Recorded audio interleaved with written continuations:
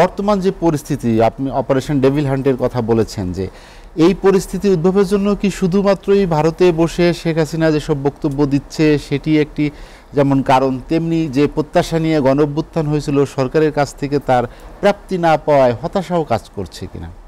পরে যেটা বললেন সেটা মোর ইম্পর্টেন্ট, বিকজ একটা বস্তুর যেভাবেই ডেভেলপমেন্ট হোক সেটা বস্তুর অভ্যন্তরীণ দ্বন্দ্বের কারণে হয়, তার ভেতরে যে রিজন থাকে। বাইরেরটা তো হইল আপনার অক্সিলারি হেল্পিং। এটা এরকম না যে ইন্ডিয়া যতই রাগ করুক অ্যাটাক করে বাংলাদেশ নিতে পারবে, তাহলে তো নিয়েই নিত। ওরা কি এরকম করে বলছে না শেখ হাসিনার সরকারকে স্বীকৃতি দাও বা শেখ হাসিনার জন্য এই করো? শেখ হাসিনার পক্ষে কিছু বলেনি, তারা বলবার জায়গা নাই। তারা কি করতে পারে, তলে তলে তারা খুবই ব্যথিত, কষ্ট পেয়েছে। তারা মনে করবে যে কীভাবে এদেরকে আবার ঢুকানো যায়। সেই কারণে শেখ হাসিনাকে আবার দেবে নাকি নতুন লিডারশিপ আনবে, বিকজ একটা ডিফিটেড সোলজারের পেছনে কেউ বাজি ধরে নাকি? এগুলো আমি আমার ধারণার কথা বলছি। ওই অর্থে ইন্ডিয়া যেটা করছে ডেফিনেটলি তাকে জায়গা দিলে কেন, এগুলো অনেক কিছু বলা যায়। কিন্তু আমাদের অগ্রগতির পথে ডাইরেক্ট একটা বাধা দিয়েছে, ওটা তার শক্তি নাই, কি বাধা দেবে? আমি যদি আমেরিকার থেকে টাকা আনতে পারি, ইউরোপ যদি আমাকে সাহায্য করে, সেই দিয়ে আমি ইকোনমি ডেভেলপ করাবার চেষ্টা করছি। ইন্ডিয়ার আমাকে বাধা দেবার শক্তি নাই। আমরা কখনো বুঝতে পারিনি গত 15 বছর ধরে শেখ হাসিনা শুধু আমাদেরকে এমন ভাব করেছেন যে ইন্ডিয়া ছাড়া কিছু হবে না। আমাদের বুদ্ধিজীবীরা বলতে শুরু করে দিয়েছে যে ভারত বিরোধিতা করলে আমরা ক্ষমতায় থাকতে পারবো না, ওরা না চাইলে আমরা উন্নতি করতে পারবো না। বাট রিয়ালিটি হচ্ছে আমরাও যদি তাদের বিরুদ্ধে যাই, এইবার দেখলেন না কলকাতার লোকজন কি বললো, ওদের হসপিটালগুলো খালি হয়ে গেছে, ওদের মার্কেটের লোক কত কি, ওদের ইকোনমির উপরে ইম্প্যাক্ট পড়ে আমাদের কারণে। আর ভারতের সবচেয়ে বড় উইকনেস হলো তার চিকেন নেক। আমি যদি ইন্টারন্যাশনাল লবি ভিন্ন রকম করি, তাহলে 7 সিস্টার তো সেভও করতে পারবে না তারা। এবং এগুলো ওরা যে বোঝে না, তারা বোঝে বলেই তারা খাতির করে। কিন্তু আমরা তো আগে দাসত্ব করে চুরি করবো বলে আগে চোর ভদ্রলোক সেজে বলেছি তোর সাথে আছি, তুই যা চাস তাই দেবো। আমার কিন্তু তা করার দরকার ছিল না, আমি আমার মতো করেই থাকতে পারতাম, এখনও পারি। এই জন্য আমি মনে করছি না যে ওদের কারণে দুর্বলতাটা এই সরকারের হয়। কি ধরেন এখন you are the best cricketer in the world, তো আপনাকে ফুটবলের নামে আপনি কী করবেন? পারবেন না। তো ডক্টর ইউনূস যখন বলেন যে আমি বা আমার সাথে যে লোকগুলো উপদেষ্টা পরিষদে আছে তারা নিজের ফিল্ডে খুব সাকসেসফুল, আমি 100 বার বানি, কিন্তু আপনার ফিল্ডের বাইরে আসলে তো ইউ আর জিরো। আপনি পলিটিক্সের কিছুই বোঝেন না, পলিটিক্স আপনার ভালো লাগে না, পলিটিক্সের লোকজনের সাথে কথাও বলতে চান না। আপনি যেইভাবে আপনার উপদেষ্টা পরিষদ সাজিয়েছেন, এর চাইতে উপদেষ্টা পরিষদ আরও ভালো হতে পারত। এটা অনেকেই সাজেশন দিতে পারত।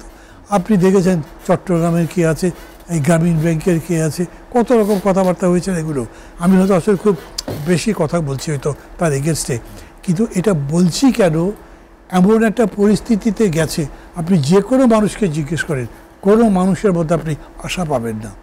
কেমন ফিল করছেন? মানুষ আমাদেরকে জিজ্ঞেস করছে ভাই হচ্ছেটা কি, এই কথা বলবে কেন?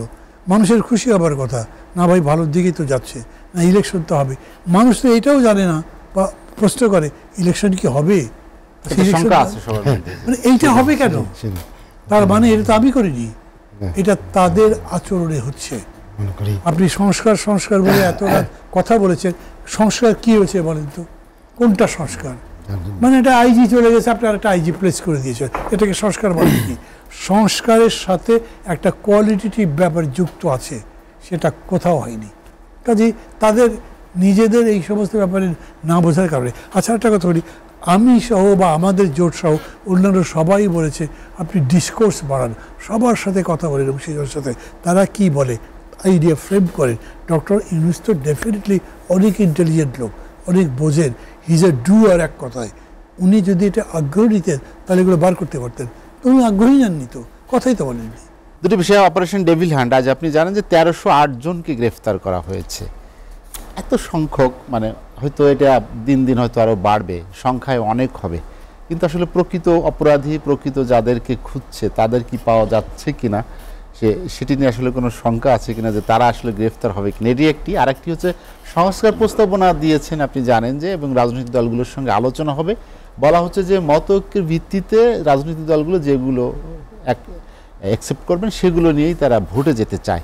এবং আপনার কাছে যেটা জানতে চাওয়া যে আসলে আপনি বলেছেন একটা অনুষ্ঠানে যে শুধুমাত্র প্রধানমন্ত্রীর ক্ষমতা কমানো ছাড়া আর কোনো বিষয় এখনো কমন ঐকমত্য সেগুলো আসেনি। তো রাজনৈতিক দলগুলোর সাথে আলাপ ছাড়া বা যদি যোগাযোগ ছাড়াই সংস্কার প্রস্তাব একসাথে করছে যে ভুলে টুলে যেতে পারি। আমার দরকার লাগলে হয়তো আপনার কাছে জানতে চাইব। প্রথম ধরেন অপারেশন কি ডেভিল হান্ট বললেন যে তারা কেন করতে চান, লক্ষ্য কি? তারা বলেছেন সন্ত্রাস দমন করবেন, যে দুর্বৃত্তায়ন হচ্ছে, আইন শৃঙ্খলা অবনতি হচ্ছে সেটা করবেন। তো সেটা যদি করতে চান তাহলে এই রকম ডেভিল কারা কারা সেটা একটা লিস্ট লাগবে। তাদেরকে কিভাবে আপনি ধরবেন, কি করবেন সেটা বলবেন।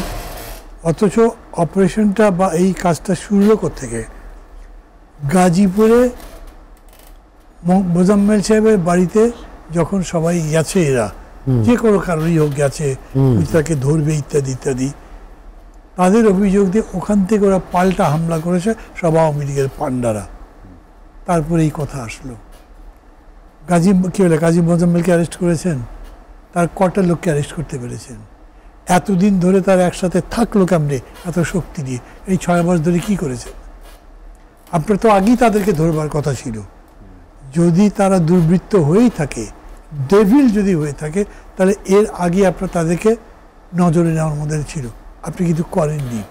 তারপরে কথা আবার আমি বলছি, মোজাম্মেল সাহেব মুক্তিযুদ্ধমন্ত্রী ছিলেন, উনি তো ধরা পড়েননি।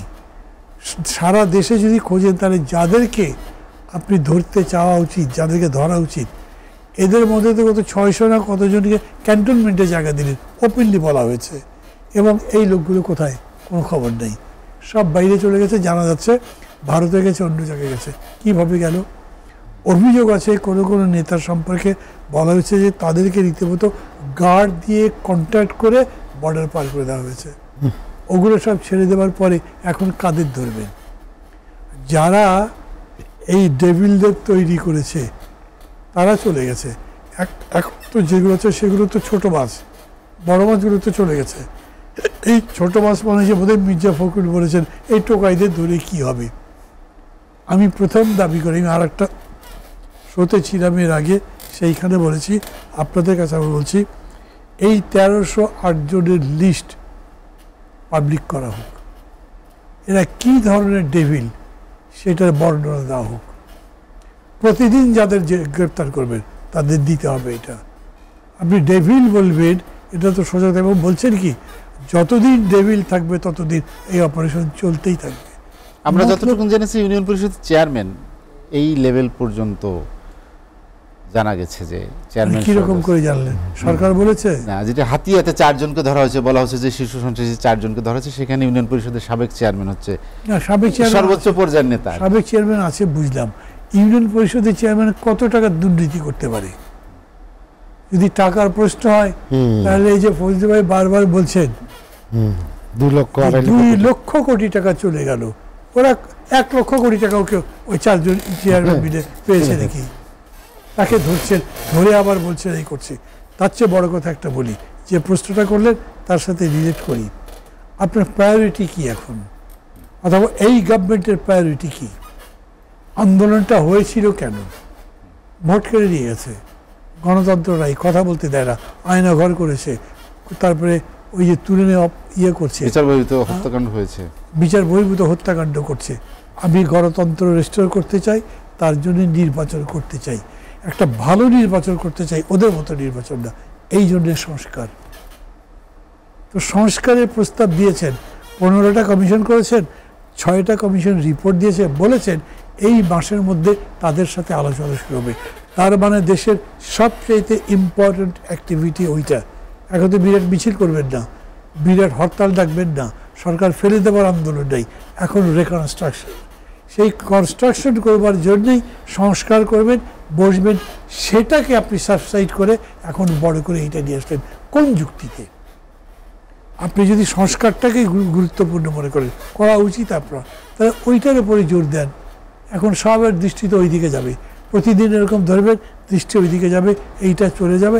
এই ফাঁকে আবার হোম মিনিস্টার বলেছেন যতদিন একটাও এরকম ডেভিল থাকবে ততদিন অপারেশন চলবে। তার মানে আজীবন চলবে এটা।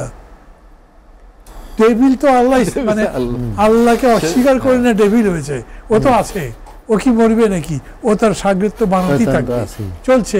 একেবারে সমস্ত ডেভিল শূন্য বাংলাদেশ হবে, কোনো দিন এটা হতে পারে? এটা বললেন কেন? এর সাথে আবার কোন কোন দল বলছে যতদিন পর্যন্ত ডেভিল শূন্য না হচ্ছে ততদিন পর্যন্ত নির্বাচন হতে পারবে না। কই যাচ্ছি আমরা? আপনার সংস্কার করে কতদিন লাগবে বলেন তো? ডক্টর ইউনূস যে বলেছেন যে আমি ঐক্যমত্যের ভিত্তিতে সংস্কার করতে চাই, এবং সেই জন্য একটা ঐক্যমত্য কমিশন করেছেন, উনি তার চেয়ারম্যান, আলী রিয়াজকে দিয়েছেন তার ডেপুটি, আর যতগুলো কমিশন আছে তার সদস্যদের, তাদের চেয়ারম্যানদের সদস্য করেছেন, তারা মিলে এইটা করবেন। ঐক্যমত্যের জন্য একজন বিশেষ সহকারীও নিয়েছেন। সেই আমি যে বক্তৃতায় বললাম যে কেবলমাত্র 2 টার্মের বেশি প্রধানমন্ত্রী থাকতে পারবে না, এছাড়া কোন ব্যাপারে ঐক্যমত্য হয়েছে? কোথাও দেখেছেন কোন জায়গাতে? কাউকে বলতে শুনেছেন? কোনো লিখতে বলেছেন? কিন্তু আমি বলছি আমরা সবাই মিলে তো প্রস্তাব দিয়েছি সংস্কারের, সেই সংস্কারগুলোর সমস্ত প্রস্তাব রাখেন, তারপরে বের করতে পারবেন না, এক্সপার্ট 50 জনকে দেন, তোমরা 3 দিনের মধ্যে বের করো তো কমন কয়টা প্রস্তাব আছে। তো জাতীয় ঐক্যমত্য আপনি পেয়ে গেলেন। এত এইসব পায়তারা করার দরকার কি? ওই দিন থেকে আলোচনা শুরু হবে, একটা শুরু হবে স্বল্প মেয়াদি, একটা মধ্যমেয়াদী, একটা দীর্ঘমেয়াদী। এত মেয়াদ টেয়াদ কি কি কি কমন আছে বলেন, সেগুলো করে ফেলেন। সেটার জন্য তো আপনার বৈঠক করার দরকার লাগে না, সেইটা করছে না কেন? এই প্রস্তাব আমি কয়েক জায়গায় দিয়েছি, শোনে না, মানে ওনারা কি শোনেন আর কি করেন তা আমি কিছুই জানি না। অন্য কাউকে অন্য থেকে জিজ্ঞেস করেন, কেউ বলতে পারবে না যে ওনাদের মনের মধ্যে কি আছে। সেরকম যদি বলতে না পারে তার মানে দাঁড়াচ্ছে পুরা জিনিসটা কিন্তু তোর বড়ি খাড়া, খাড়া বড়ি তোর, এছাড়া কিছু